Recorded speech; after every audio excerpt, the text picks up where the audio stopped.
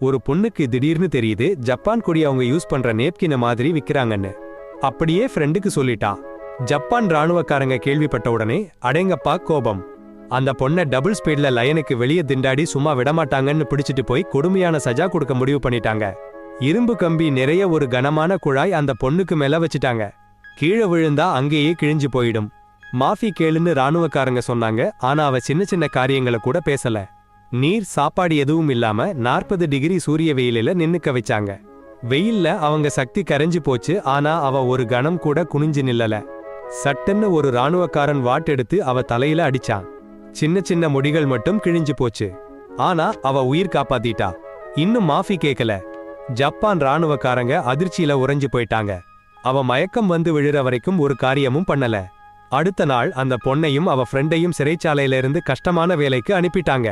சின்ன சின்ன சாப்பாடு தான் கொடுத்தாங்க. ஆனா அந்த பொண்ணு தளர்ந்து போகல. ஒருத்திக்கு மருந்து வேணும்னு பிளான் பண்ணாங்க. கள்ளிமுள் வேலி கீழே போய் ஒரு வியாபாரிய கிட்ட மருந்து வாங்கிட்டு வந்தாங்க. அந்த விஷயம் ராணுவக்காரங்க கிட்ட போய் சேர்ந்துடுச்சு. உடனே ஆபீசர் அழைச்சு வந்தாங்க. டெரர் கொடுக்க முதல்ல கோழிகளை